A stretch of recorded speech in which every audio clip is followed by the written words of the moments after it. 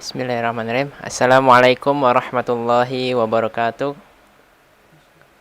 Alhamdulillahirrabbilalamin. Wassalatu wassalamu ala asrafil anbiya'i wal mursalin wa ala alihi wa sahbihi ajma'in. Apa kabar teman-teman semua? Alhamdulillah, hari ini kita puji syukur kehadirat Allah Subhanahu wa taala, di mana sampai hari ini Allah masih memberikan banyak nikmat kepada kita, sehingga alhamdulillah atas izinnya kita masih sama-sama bisa menuntut ilmu pada malam hari ini, walaupun metodenya secara live streaming melalui An-Nabawi Media. Salawat serta salam tak lupa kita curahkan kepada Nabi besar Muhammad sallallahu alaihi wasallam. Allahumma shalli ala Muhammad, kepada para keluarganya, kepada para sahabatnya, dan insya Allah kita selaku umatnya yang selalu ittibakan sunnahnya mendapatkan syafaat di yaumil qiyamah nanti. Amin ya rabbal alamin. Nah, alhamdulillah teman-teman, hari ini MJWJ kembali aktif setelah vakum hampir lumayan lama, beberapa bulan, yang biasanya kita isi di hari Rabu malam Kamis dengan kajian fikih. Karena qadarullah kajian fikih kita masih belum bisa berjalan secara offline, jadi untuk sementara mengisi kekosongan waktu kita melanjutkan kitab Tuhfatul Mushtaq yang sebelumnya sudah dibahas bersama Ustaz Mukhtar Lutfi. Dan insya Allah nanti pembahasan kitab Tuhfatul Mushtaq ini selesai, kita akan melanjutkan pembahasan kitab Fathul Qorib kita sesuai dengan yang sebelumnya. Oke, untuk mempersingkat waktu, langsung saja kita persilakan kepada guru kita, Ustadz Mukhtar Lutfi. Waktu dan tempat dipersilahkan.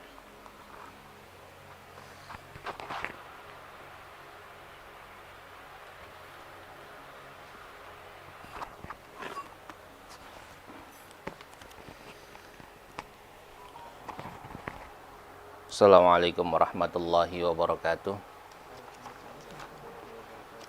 Alhamdulillah, wassalatu wassalamu ala rasulillah sayyidina Muhammadin ibni Abdillah, la hawla wa la quwata illa billah, amma ba'du. Ikhwah fillah sekalian yang dirahmati Allah subhanahu wa ta'ala, alhamdulillah masih di bulan suci Muharram kita bisa melanjutkan kajian kita walaupun secara online, tapi insya Allah keberkahan tidak akan berkurang dari apa yang kita dapatkan dari Allah Subhanahu wa taala.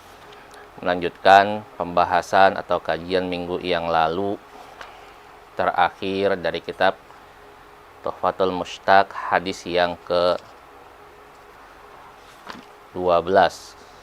Sekarang hadis yang ke-12, terakhir kemarin hadis yang ke-11, termasuk hadis yang ke-12. Bismillahirrahmanirrahim. Wa bisanadinal muttasil ilal muallif rahimahullahu ta'ala wa adama naf'a bihi wa bi barakati ulumi wa bi daraini amin radhiyallahu antum qala. Al hadits tsani asyara, hadis yang ke-12, al wara'u, berbicara tentang wara'. Wara' kalau kita artikan mungkin lebih tepatnya apik begitu. Teliti dalam bertindak tanduk, teliti dalam bersikap, tuara. Wa bihi ilaihi qala an Nu'man ibni Bashir radhiyallahu anhu qala sami'tu Rasulullah sallallahu alaihi wasallam yaqul. Dari Nu'man bin Bashir radhiyallahu anhu qala, ia berkata, sami'tu Rasulullah, aku mendengar Rasulullah sallallahu alaihi wasallam yaqul, bersabda, al halalu bayyinun wa haramu bayyinun. Yang halal sudah jelas, kata Nabi. Yang haram juga sudah jelas.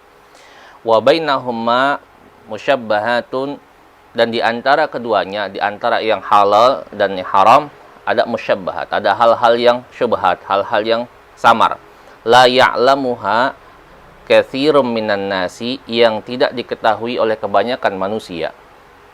Famanittaqal musyabbahati istabra'a li dinihi wa irdihi. Orang yang menjaga dirinya dari perbuatan yang syubhat, maka dia telah menjaga atau membebaskan agamanya, juga kehormatannya. Wa man waqa'a fi syubhati, orang yang jatuh tergelincir dalam hal yang syubhat, kara'in yar'a haulal hima yushaku ayywaqi'ahu, itu seperti penggembala yang menggembala hewannya di daerah yang dilarang, yushiku ayyuwaqi'ahu, maka dikhawatirkan dia akan masuk ke daerah yang terlarang. Ala wa inna likulli malikin himan, ketahuilah wa inna likulli malikin, bahwasanya untuk setiap raja himan, ada larangan, ada sesuatu yang dilarang. Ala wa inna himallahi fi ardihi maharimuhu, ala ketahuilah, inna sesungguhnya himallah, larangan Allah, fi atau batasan-batasan Allah, fi ardihi di buminya, maharimuhu itu adalah segala sesuatu yang diharamkannya. Allah wa inna fil jasadi mudghah, ala ketahuilah bahwasanya, wa inna dan bahwasanya, fil jasadi dalam jasad manusia, mudghah ada segumpal darah, idza salahat kalau dia bagus atau dia baik, salahal jasadu kulluh maka akan baik seluruh jasad seluruhnya. Wa idza fasadat fasadal jasadu kulluh kalau rusak itu darah atau itu daging, fasadal jasadu kulluh maka akan rusak seluruh anggota tubuhnya, jasadnya. Ala wahiyal qalbu, ala ketahuilah wahiyya dan dia itu al-qalbu adalah qalbu. Diartikan mungkin di PDF-nya jantung, karena qalbun kita lihat di kamus artinya jantung.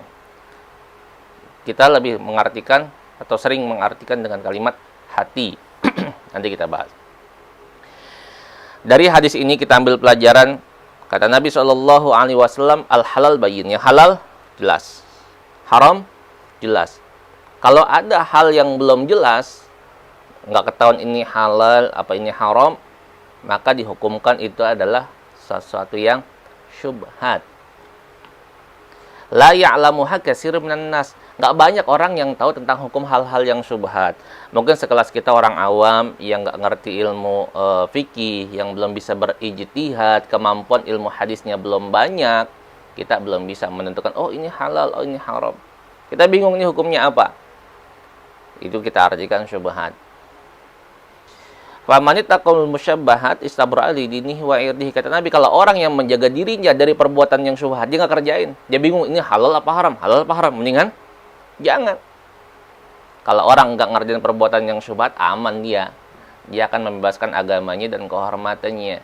Taruh misalnya itu perbuatan halal, misalnya dia nggak kerjain, dosa nggak? Ya kagak. Kalau itu perbuatan haram, nah kebetulan dia nggak kerjain juga karena dia tinggalin, dosa nggak? Ya kagak. Tapi kalau dia kerjain, dia ragu, dia kerjain, taruh itu halal sebenarnya hukum hakikatnya, dia kerjain, dosa nggak? Enggak. Tapi ketika itu haram, nah ini yang berabe. Makanya lebih baik kalau syubhat mendingan kita angkat tangan aja, kalau nggak angkat kaki dah, pokoknya kita tinggalin, kita jangan kerjain. Karena kata Nabi lanjutannya, orang yang mengerjakan sesuatu yang syubhat, kara'an yar'a haulal hima, seperti orang yang menggembala kambing atau merawat hewan piaraan di daerah sesuatu yang dilarang. Orang ngangon kambing, kalau bahasa saya orang ngangon kambing, ada batasan. Ini lapangan, sawah orang, kebun orang, ada sawah, dibatas dipatok. Dibilang, ente silakan aja kalau mau ngangon kambing. Ini kambing dilepas, tapi jangan masuk ke kebun aneh. Ini batasannya patok. Dan kebetulan di pinggir-pinggir patok itu tanahnya pohon-pohonannya subur, rindang. Termasuk yang di tempat yang dilarang tadi lebih rindang lagi. Yang di sebelah kanannya atau yang sebelahnya rada gersangan. Diambil di pinggir-pinggirnya, jangan ke sebelah yang dilarang, pinggir-pinggirnya aja kali boleh. Orang yang biasa main di pinggir-pinggirnya khawatir nanti kambingnya masuk ke sono, tempat yang dilarang. Orang yang ngerjain sesuatu yang subhat dikhawatirkan dia masuk sesuatu yang diharamkan. Enggak Ustadz, dia mah enggak ikut-ikutan main gaple, enggak ikut-ikutan main judi, cuma nongkrong aja di situ ngeliatin. Iya, awalnya ngeliatin. Khawatir nanti lama-lama, wah kayaknya enak itu main. Naruhnya 5.000 dapatnya 10.000, dapatnya 1.000.000. Lah enak amat main pakong, cuma nanya orang gila bisa dapat hadiah katanya. Kan kita nggak habis pikir dah. Orang main pakong tuh, ya Allah, kan orang stres. Yang main stres, yang ditanya orang stres. Itu bukan kata orang. Kita nggak boleh, kita bahas hadisnya. Kita nggak boleh kila wakol. Saya ngalamin, bukan ngalamin main, bukan ngalamin ditanya. Saya pernah mukimkan di pesantrennya sebelakang kuburan. Kita suka ngelihat ada orang yang biasa main tuh ngejak. Dia nanyanya tidur di kuburan. Nyari wangsit, katanya lagi musim-musim pakong zaman dulu. Togel apa nama itu. Ya. Kemudian kita anak-anak santri itu, anak-anak hafal Quran lagi cukuran. Habis cukuran ditanya, ada orang nyamperin. Tong, lu kan pada ngaji ya, lu pada ngapal Quran. Gue mau tanya, ntar malam keluar berapa ya? Apaan bang? Ntar malam keluar berapa? Dia tanya keluar berapa? Ya Allah ya Rabb. Kita kagak paham. Awal nggak paham, asal nyebut. Angka berapa lu sebut aja? Kita sebut. Keluar. Besok kita dicari lagi, Allahu Akbar. Padahal kita nggak sengaja. Kagak tahu, maksudnya kagak ngerti. Pas saat itu, kagak lagi-lagi dah kalau ditanya orang kita jawab nyaut-nyaut angka. Padahal kita asal-asalan. Kerjaan setan itu. Ya orang-orang stres. Kita kembali. Jadi kalau kita meninggalkan sesuatu yang syubhat, insya Allah haram kita tinggalin. Tapi orang-orang yang berani ini syubhat, masih syubhat ini kerjain aja. Khawatir, walaupun masih boleh, misalnya masih boleh, cuma dikhawatirkan dia akan mengerjakan sesuatu yang haram. Ini kayak tandangan warok jadinya. Bab kita bab warok, rada apik sedikit dah. Kalau emang kita nggak tahu hukumnya, mendingan jangan kerjain. Intinya begitu. Kecuali kita sudah yakin betul. Selanjutnya kata Nabi, ketahuilah dalam setiap kerajaan ala wa inna likulli malikin hima, setiap raja pasti punya larangan. Ala inna himallahi fi ardihi maharimuhu. Dan larangan-larangan Allah atau batasan-batasan Allah di bumi ini apa? Sesuatu yang diharamkannya. Jadi jelas ada yang haram kita jangan kerjain. Yang nyerempet-nyerempet jangan dah. Yang nyerempet-nyerempet juga mendingan tinggalin. Ala wa inna fil jasadi mudghah, ketahuilah dalam diri manusia, dalam jasad manusia ada mudghah, ada segumpal darah. Wa idza salahal jasadu kullu, kalau darah itu atau daging itu baik, semuanya akan baik. Dan ketahuilah itu adalah qalbu. Karena kalau dalam tubuh manusia, qalbun bisa diartikan jantung. Jantungnya baik, jantungnya sehat, seluruh tubuhnya sehat. Karena pusat peredaran darah ada di mana? Di jantung, bukan di hati. Hati fisik ya, hati fisik. Jantung. Tapi kalau di sini qalbun bisa diartikan qalbu sanubari, hati sanubari. Jadi dengan qalbu orang akan berpikir mana yang baik, mana yang buruk. Dengan qalbunya, dengan hatinya, dia akan bisa membedakan mana yang benar, mana yang salah. Lahum qulubun la ya'qilun. Makanya kata para ulama sebagian mengatakan akal itu adanya di hati. Akal adanya di hati, bukan di otak. Akal adanya di hati. Makanya bahasa Al-Quran, lahum qulubun la ya'qilun. Mereka punya hati, tapi kagak mikir. Jadi kalau mikir, bukan begini, mikir pakai hati. Ulama lebih menjelaskan lagi, kata Syekh Muhajirin Amzar, kalau hati yang kalau akal yang ada di otak itu berkaitan dengan pemikiran, yang berkaitan dengan yang logis. Tapi kalau akal yang ada di hati itu berkaitan dengan keyakinan, i'tiqad, gitu, berbicara tentang hati. Nah, posisi hati sanubari manusia untuk seluruh tubuhnya itu ibarat seorang pimpinan. Ketika pimpinannya rusak, anggotanya rusak. Ketika hati manusia rusak, sepintur apapun itu orang, kalau hatinya kotor, rusak dia punya tindakan. Nauzubillahi min dzalik. Makanya kalau nyari orang pintar banyak nggak? Banyak. Tapi kalau hatinya rusak, benar nggak dia? Nggak. Makanya kita kalau mau doain anak, doain keluarga, doain biar jadi orang benar. Nggak mesti jadi orang pintar. Kalau orang benar, insya Allah pintar ngikut. Tapi kalau pintar belum tentu benar. Kita bahas di awal tuh adab jadinya kembalinya. Hadis ini diriwayatkan oleh Imam Bukhari, juga Imam Muslim. Tapi lafaz hadis ini diambil dari kitab Imam Bukhari. Al-hadits as-salis asyara, hadis yang ke-13. Al-ifah. Ifah, menjaga harga diri. An Abi Sa'id Al-Khudri radhiyallahu an, dari Abi Sa'id Al-Khudri radhiyallahu an, anna nasan, bahwasanya manusia atau golongan sahabat minal ansor, dari golongan ansor, sa'alu Rasulullah, mereka minta kepada Rasul, fa'atahum, dikasih. Summa sa'aluhu fa'atahum, mereka minta lagi, fa'atahum, Nabi kasih lagi.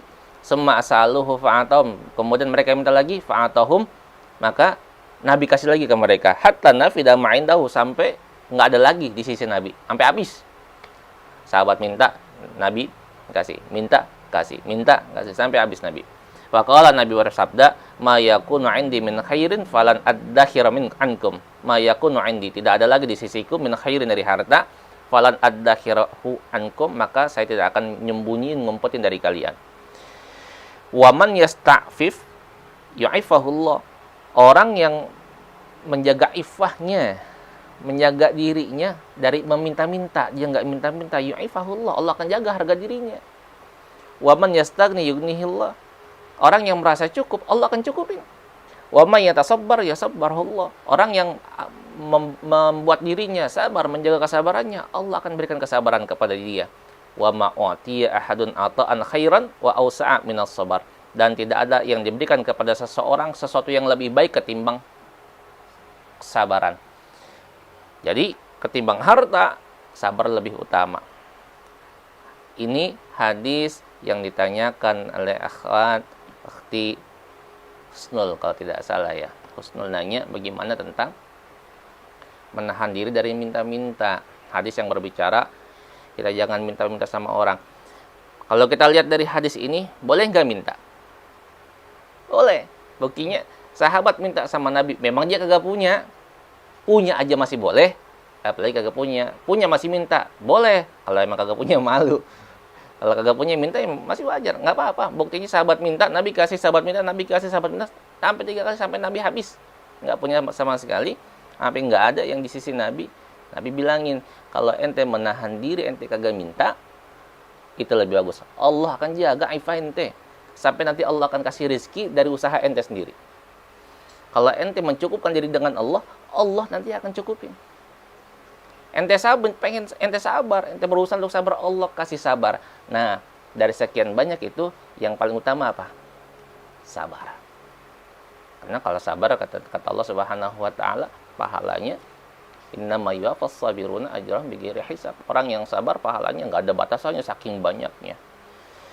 Bahkan di riwayat lain Nabi Muhammad SAW di hadis Imam Bukhari, riwayat dari Abu Hurairah, walladzi nafsi biyadihi la an ya'khuza ahadukum hablahu fayahtatiba 'ala dhahri khairun lahu min an ya'tiya rajulan fayas'alhu atahu aw man'ahu.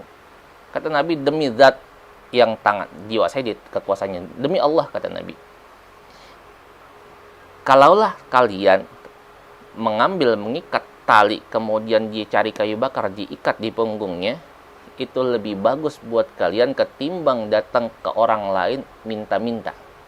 Sekalipun tuh ketika minta-minta dikasih atau enggak. Dikasih atau enggak dikasih, masih bagusan dia cari kayu bakar ke hutan, dia gendong-gendong, dia panggul-panggul, dia jual.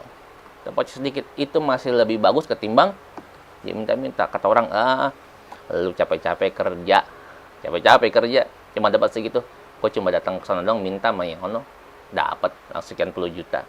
Masih bagusan mana? Masih bagusan yang kerja, kata Nabi. Kita hindari meminta-minta, minta hindari semaksimal mungkin. Tahadus bin ni'mah. Dulu waktu saya mau nikah tahun 2008, subhanallah, kalau nggak itu kita miris, sedih. Guru ngajarin, la tas'al wala ta'arud. Ente jangan pernah minta, dikasih ente jangan tolak, sepanjang itu halal. Mau nikah, kita pengen menjalankan sunnah Rasulullah, menjaga diri dari hal-hal yang diharamkan, biayanya Allah yang atur. Dengan nikah di dunia, kita kan bukan cuma sekedar ada wali, ada saksi, ada modal. Nah, modalnya kagak. Tapi untuk mencapai itu, ketika calon istri nanya waktu itu, ibu minta uang buat ini, uangnya ada. Saya cuma bisa bilang, tahadus bin ni'mah, nanti malam dah, minta kemana?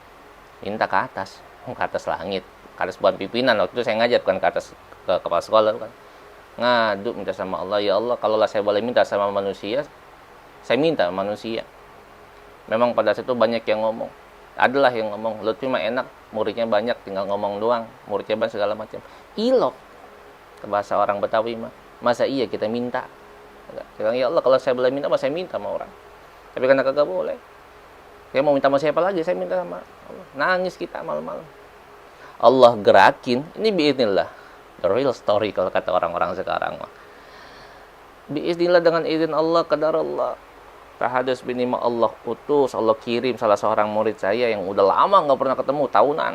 Dia udah lulus kuliah, tinggalnya di mana tahu, udah saya nggak tahu di mana mulanya. Muncul, datang, nanyain kabar sambil ngelihat undangan yang ada di rumah saya. Saya undangan nyetak sendiri. Saya ngeprint sendiri pakai printer, ngetik sendiri, ngeprint sendiri, baris sendiri. Coba itu, bayangin zaman itu. Dia ngelihat, dia manggil saya bang, Anda udah datang kemari 2 kali. Nggak tahu kenapa kemari aja, mimpi disuruh kemari aja bawaannya. Pasti lihat lah itu bang, ada undangan. Undangan siapa? Undangan aneh. Lah, ente mau nikah bang? Iya, emang ada duit? Ya, kagak. Dia tahu emang ada duit. Dia tahu saya ngajar doang, ngajar di sekolah, ngajar di pesantren. Berapa besarnya? Gaji seorang guru lah. Orang udah paham. Yang satu tuh bukan di bawah standar. Cukup nggak? Sangat nggak cukup kok di ukuran logika. Kata dia ada duit bang? Kagak. Oh mungkin ini Allah kirim saya. Allah ngerakin saya sudah datang kemari. Abang butuh berapa? Dikasih. Masya Allah. Coba itu. Minta sama siapa? Minta sama Allah. Coba kita sering minta sama manusia. Lu, bentar-bentar. Minta benar. Kalau manusia banyak diminta. Marah. Allah sering kita minta. Malah senang. Allah yang nyuruh. Udu'uni astajib. Aku minta kepada aku. Doalah kepada aku. Aku akan ijabah. Cuma masalahnya. Sesuai dengan apa yang kita baca dalam satu hari, satu malam minimal. Berapa? 17 kali. Apa? Iyyaka na'budu wa iyyaka nasta'in. Kepadamu lah kami menyembah dan kepadamu lah kami mohon pertolongan. Jangan mintanya doang, nyembahnya kagak, ibadahnya kagak. Ibadah dulu baru minta. Kita kan kagak, kadang-kadang mintanya banyak.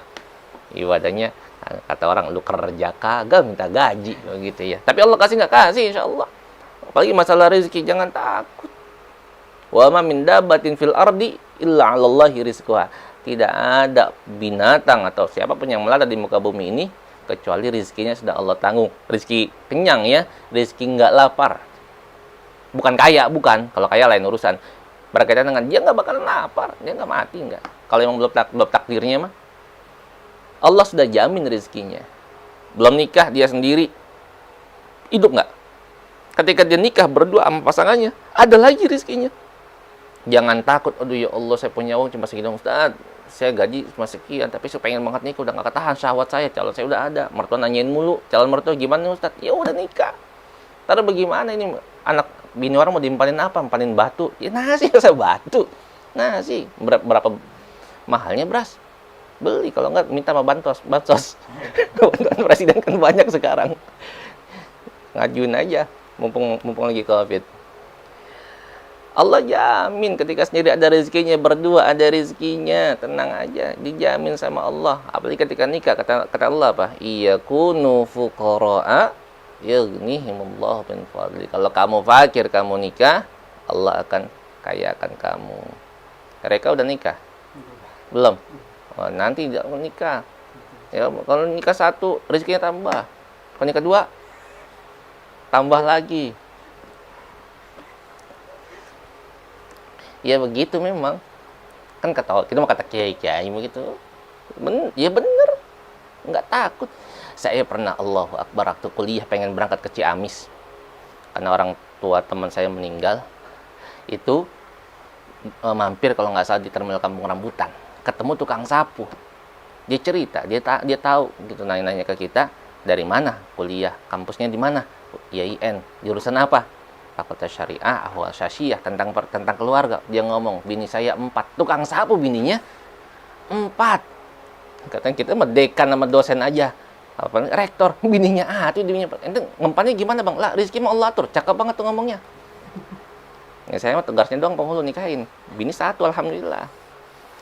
Bukannya nggak berani, bukan. Ya emang kita kagak bisa. Bukan. Kita sayang sama istri, kita berpikir kalau untuk itu kita berpikir panjang. Tapi kita jangan takut, sekali lagi jangan takut masalah rezeki. Nanti ketika sudah menikah, anak lahir, punya keturunan, ada lagi rezeki. Untuk anak lahir bawa rezeki, masing-masing pada rezekinya, jangan takut. Makanya Allah marah betul ketika zaman dulu, zaman jahiliyah, ketika ada anak lahir langsung dimatiin gara-gara takut nggak bisa ngempanin. Allah marah betul. Yang dosa besar kita.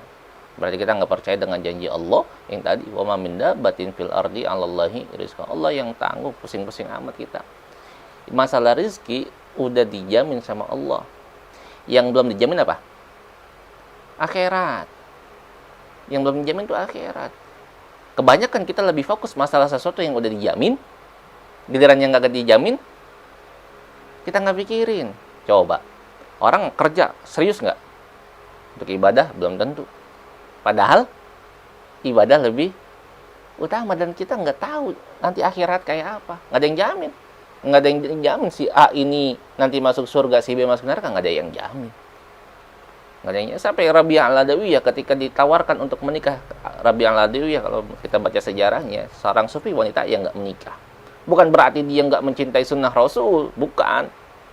Katanya kalau faman raghiba an sunnati falaysa minni, orang yang nggak ngikut sunnah saya, maka dia nggak termasuk golongan saya. Ini hadis tentang nikah. Rabi'ah al-Adawiyah nggak nikah, berarti dia nggak ikut sunnah Rasul, bukan. Ketika ada ulama besar, kalau tidak salah Hasan al-Basri, dia ingin melamar Rabi'ah al-Adawiyah. Ada dia tahu Rabi'ah al-Adawiyah seorang wanita yang rajin ibadah, kedekatan dirinya kepada Allah luar biasa.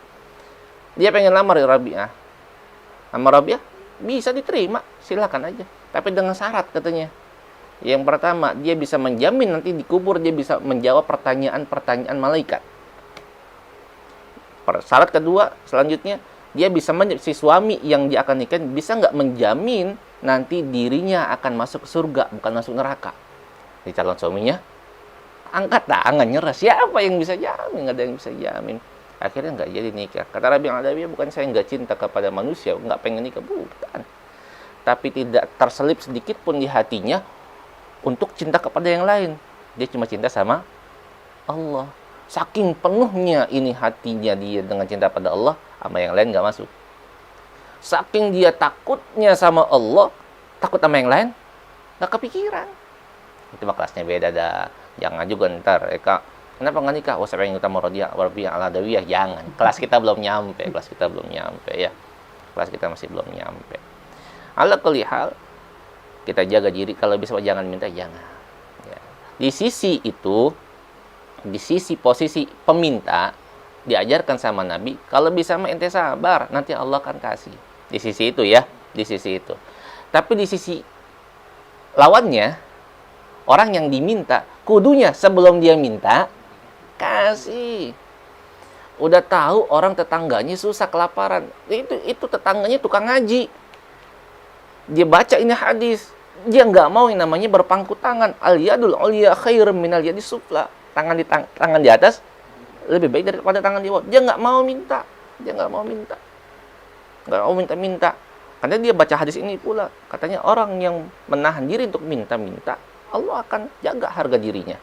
Dia nggak minta-minta. Nah, orang yang di sekitarnya kudunya jeli sebelum dia minta, kasih. Kalau dikasih dia kagak tolak.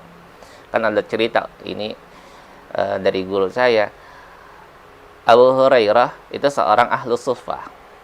Abu Hurairah ahlu suffah. Ahlu suffah itu orang yang tinggalnya di emperan masjid, di Masjid Nabawi, di masjid emperannya Abu Hurairah, tapi dekat rumah Nabi. Makanya Abu Hurairah riwayat hadisnya paling banyak di antara sahabat yang lainnya. Apa?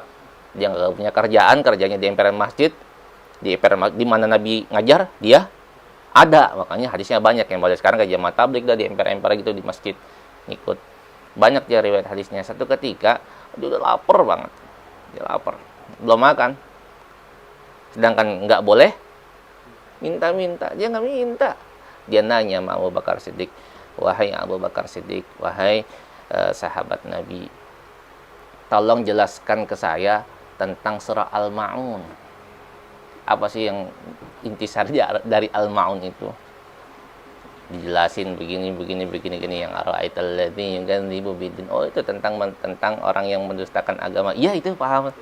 Kan terusannya di yukadzibu biddin fadzalikal ladzi yad'ul yatim. Iya, itu saya paham. Ada lanjutannya apa? Wala yahuddu ala ta'amil miskin. Dia enggak pernah menghardik orang yatim, dan dia nggak lepas untuk memberi makan orang miskin. Kepikiran Abu Bakar, oh ternyata sahabat saya ini lapar. Karena nggak berani minta bacanya ayat, dia baca ayat. Dikasih, nggak minta. Nah, kita yang peka, begitu kita yang peka. Ente semua yang pada jadi guru mungkin ada ikhwan akhwat yang ngajar di rumah, di sekolah. Jangan, ini pesan dari guru-guru saya dulu, jangan kita minta. Jangan minta sama murid, jangan. Sebagai seorang guru, jangan seperti itu. Nah, urusan murid ngasih, kita punya talib santri ngasih, itu keberkahannya Allah kasih lewat ilmu kita. Tapi sampai mengkomersilkan, jangan, terlebih ilmu agama. Makanya keberkahan ulama-ulama dulu coba kita lihat dan kita rasakan, luar biasa. Ada mereka pasang tarif gitu, lu ngaji sama gua bayar sebulan 2 juta. Kagak. Lu mau ngaji gua ajarin, lu datang gua ajarin. Lu nggak datang, ya gua kagak ajarin, susah amat. Lu salah ya gua omelin. Selesai. Ikhlas mereka, ikhlas. Bahkan ya Allah, kalau ingat-ingat zaman dulu, nggak tahu zaman sekarang masih ada apa kagak.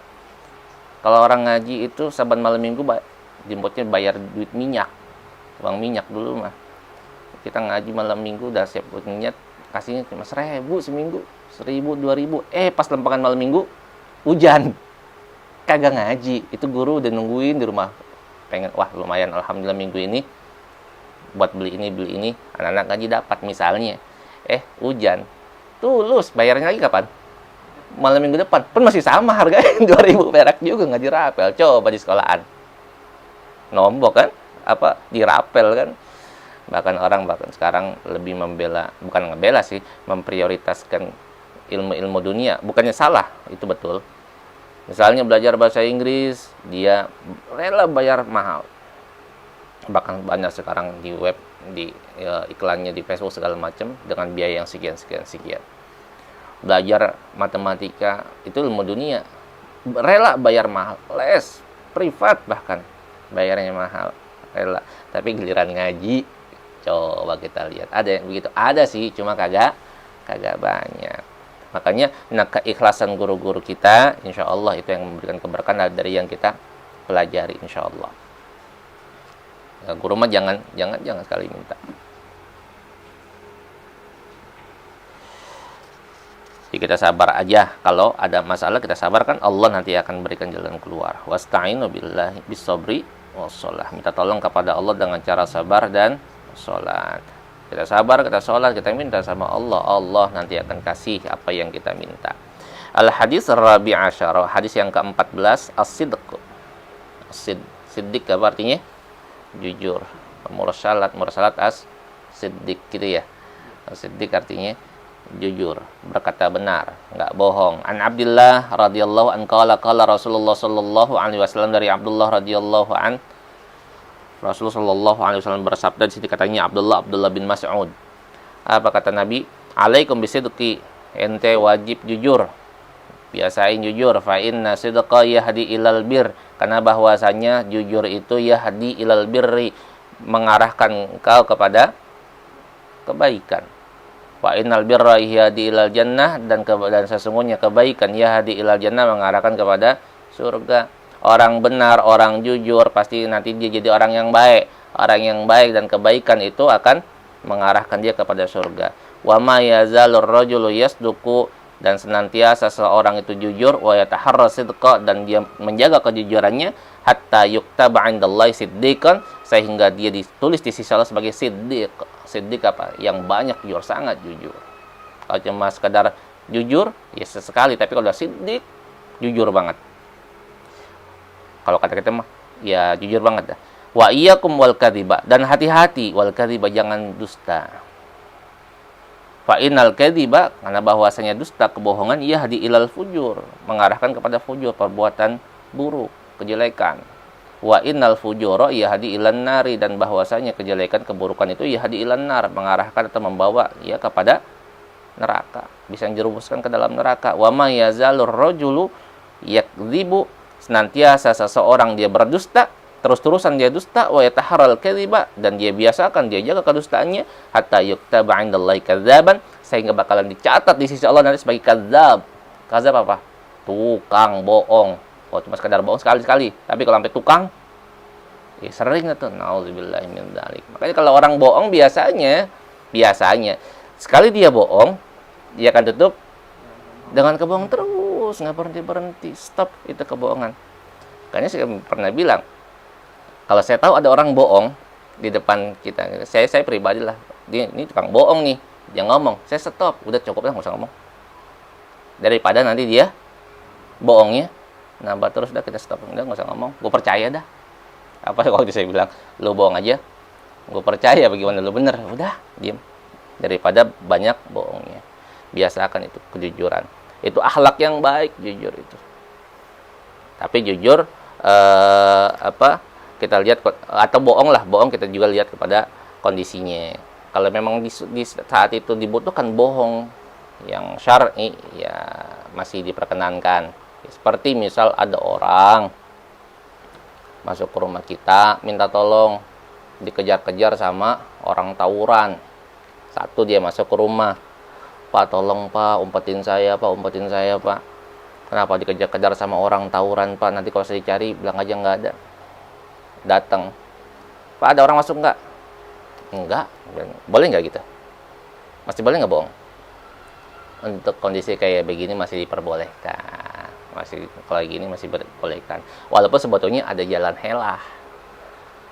Ngebohong tapi nggak ngebohong. Ada yang masuk nggak tadi kemari? Yang masuk mah banyak orang. Anak saya juga masuk.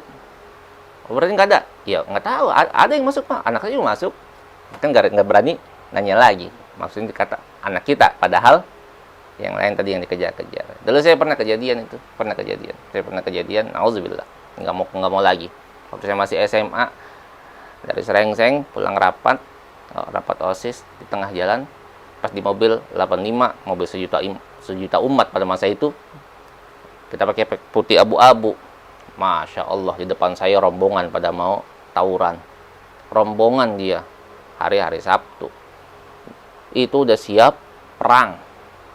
Nggak nyadar kita. Culun emang zaman saat itu kita anak-anak culun kali, lugu maksudnya. Pakai putih abu-abu. Diteriakin dari jauh, serang, bingung siapa yang ternyata kita yang mau diserang. Kirain orang di belakang kita yang mau diserang. Saya berdua dong dengan teman saya. Mungkin kalau teman saya ngelihat ini live streamingnya, nyengir sendiri kali. Kita berdua, Masya Allah, ngegantung masalahnya, mobilnya penuh, kan mobil sejuta umat. Kalau yang tahu mobil 85 itu mobil sejuta umat. Armadanya sedikit, penumpangnya banyak. Mau udah mendeng-mendeng, kata keneknya masih kosong. Mendeng, kita mendeng-mendeng kosong. Orang mendeng masih kosong aja. Gantung dia serang, nengok, wah kita yang diserang, hancur mobil, ditimpain pakai botol, dikebuk pakai balok. Allah masih jaga. Saya ingat betul, botol kerating dia itu mental di atas kepala saya, balok depan mata saya mentok ke kaca, tak, untung kena bodi kaca begitu, nggak jadi kena mata. Ditarik saya sama penumpang, masukin ke kolong, ke bagian bawah mobil, suruh jongkok. Buka baju seragamnya. Kebetulan saya pakai kaos dalam, buka baju seragamnya. Mobil suruh berhenti kan sama yang nyerang. Kata supir sama koneknya, itu yang sekolah di belakang turunin. Gitu. Kata penumpang apa? Kagak ada. Padahal ada kita jalan. Bohong nggak tuh? Bohong. Yang begitu boleh nggak? Boleh, insya Allah. Itu pengalaman masa lalu luar biasa yang berbekas sampai sekarang. Teman saya besoknya trauma, langsung shock. Dari hari Sabtu sampai hari Senin masih gemeteran aja. Ada teman saya, sekarang jadi dosen di Untirta, Tirta Yasa. Kalau ketemu lagi reuni ketemu dia, ingat cerita itu, Masya Allah, enak banget kita ngeliat orang tawuran. Makanya kalau ngeliat orang tawuran bawahnya, lo senggol gue sekarang, gue gaplok lo. Pengalaman zaman dulu. Jangan diikutin tuh, ya nggak boleh. Kalau emang jantan mah jangan keroyokan atau lawan satu, cuman giring tinju. Mau Ustaz? Kagak mau saya juga. Nggak mau, ngapain? Nggak ada untungnya. Al-hadis al-khamis asyara, hadis yang ke-15, al-amanah. Berbicara tentang amanah, kepercayaan. An Abi Hurairah radhiyallahu an Nabi sallallahu alaihi wasallam, dari Abi Hurairah radhiyallahu an Nabi sallallahu alaihi wasallam maqala, dari Nabi sallallahu alaihi wasallam beliau bersabda, ayatul munafik salasun. Ini hadis masyhur ya. Tanda-tanda orang munafik ada 3. Apa? Idza haddasa kadzaba, wa idza wa'ada akhlafa, wa idza tumina khana. Idza haddasa kadzaba, kalau dia ngomong bohong. Wa idza wa'ada akhlafa, kalau dia janji dia ingkari. Wa idza tumina khana, kalau dikasih amanat dia khianat. Ciri orang munafik. Dan ancamannya orang munafik, innal munafikina fid darkil asfali minan nar. Orang munafik itu hukumannya nanti di neraka bagian paling bawah neraka. Kalau es cendol paling bawah enak, manis, gulanya di bawah, gitu kan ya. Kalau kita nggak aduk, paling bawah manis ya. Kalau neraka yang paling bawah, ya ibarat orang dipanggang. Mana yang paling panas? Yang paling bawah. Nauzubillah min dzalik. Itu munafik. Yang seperti ini kita tinggalkan. Jangan kita berdusta kalau kita ngomong. Jangan biasain dusta. Tadi dikatakan di awal, kalau orang sekali bohong akan berlanjut kebohongan dengan kebohongan yang lain. Dan ingat, sepintar apapun kita menutup kebohongan, pasti akan terbongkar. Bangke ditutupin kayak apa juga bakalan kecium baunya. Bagaimana cara ngilangin bangke? Buang bangkainya, bukan ditutupin. Kalau ada borok di tubuh kita, obatin, bukan ditutupin. Ditutupin lama-lama nyebar, malah jadi penyakit yang lain. Mendingan dihilangkan sifat dustanya, jangan jadi tukang bohong. Kalau memang punya janji sama orang, tepati. Makanya biasakan ucapkan insya Allah. Kita diajarkan oleh Nabi, ketika kita berjanji ucapkan insya Allah. Cuma insya Allahnya yang betul. Sampai ada bercandaan zaman dulu, zaman sekarang mah dibilang, nanti datang ke rumahnya ya insya Allah. Insya Allah apa nih? Gitu. Udah, kalau orang udah ngucapin insya Allah, itu sudah punya jaminan dia akan datang, kecuali ada uzur syar'i. Orang-orang kan kagak, anak-anak mah. Insya Allah itu digunakan untuk alasan dia kagak bakalan datang. Besok kok nggak datang, nanti bilang insya Allah. Kalau emang mau datang, bilang insya Allah. Nggak datang juga masih insya Allah. Nanti datang nggak? Nggak. Titik. Datang nggak? Insya Allah. Itu bisa 99% datang. Kecuali nanti ada hal lain yang menyebabkan nggak datang. Anda nggak bisa datang nih. Kemarin mohon maaf. Karena ada acara mendadak begini. Nggak datang. Nggak jadi dosa. Nggak jadi idza wa'ada akhlafa. Kenapa? Kemarin ngucapin insya Allah. Karena kita nggak ada yang tahu besok kayak apa. Dibiasain ucapin insya Allah. Dan insya Allahnya, insya Allah orang Islam. Jangan insya Allah main-mainan. Orang banyak banget main-main insya Allah. Main-main dengan sumpah. Wallahi, demi Allah, hati-hati tuh. Nggak boleh kita bersumpah dengan nama Allah sembarangan, hati-hati. Termasuk insya Allah kita biasain dan kita tepatin janji kita. Kalau nggak mau disebut sebagai orang munafik. Wa idza tumina khana, kalau dikasih amanat jangan khianat. Kalau idza tumina khana, kalau orang kasih amanat dia khianat, munafik itu. Ya. Amanat apapun. Dari mulai pemerintahan yang paling tinggi, jabatan paling tinggi, misalnya sebagai presiden, misal begitu, mursalat diangkat jadi presiden republik, mimpi misalnya diangkat. Amanah bukan? Amanah. Itu jalankan dengan baik, jangan khianat. Turun lagi misalnya jadi menteri, turun lagi misalnya jadi pejabat-pejabat yang lain, hatta sampai diberikan amanah sebagai seorang suami misalnya, jangan khianat. Karena istri yang dititipkan oleh orang tuanya itu karena perempuan anak orang, dititipkan kepada sang suami, bahkan dilepaskan, bukan cuma sekedar titip, dilepas. Suami istri yang baru menikah itu perempuan yang dulu dirawat sama orang tuanya, yang si anak perempuan itu harus taat dan tunduk kepada orang tuanya, taat perintah orang tuanya, tapi ketika ijab kabul, pure, lepas 100% kepada orang lain. Orang lain bukan yang dinikahin, orang lain, tapi dia harus taat, dilepaskan. Amanah bukan? Amanah. Dan amanah harus dijalankan. Rawat istri dengan baik. Ketika di rumahnya dia nggak dikasarin, jangan dikerasin. Jangan dikerasin sepanjang itu nggak melanggar syariat. Amanah itu benar-benar harus dijalankan dengan baik. Ntar kalau dipanjangin jadi bimbingan pranikah nih. Nanti kita lanjutkan al-hadis as-sadis asyar, hadis yang ke-16, al-qanaah, insyaallah nanti berbicara tentang qanaah, wallahu a'lam bishawab. Mungkin kalau ada pertanyaan nanti bisa di grup WhatsApp-nya. Jadi insyaallah mulai malam ini tidak mengatasnamakan diri saya pribadi. 2-3 malam yang minggu yang lalu mungkin dari pribadi, dari kajian Tuhfatul Mushtaq, kemudian juga dari Ma'had Abu Bakar As-Siddiq ya, rencananya seperti itu. Itu saya masih pending, mohon maaf ikhwas kalian. Ma'at Abu Bakar As-Siddiq saya pending dulu dari Syekh Muhibbuddin Taqi Al-Misri itu, sebab beliau menginginkan ikhwah yang ada di grup menghafal matan-matan yang diberikan dari sana. Hadis yang 40 dihafal, beberapa kitab seperti Matan Tuhfatul Atfal tentang tajwid dihafal, Baiquniyah tentang mustalah hadis dihafal, mungkin nanti Arba'in Nawawiyah dihafal, Al-Jazariyah dihafal, Ushulus Salasa tentang tauhid itu dihafal. Ya, saya khawatir kalau kita langsung iyakan, awalnya ada 40-50, tiba-tiba tinggal 3. sayang ya.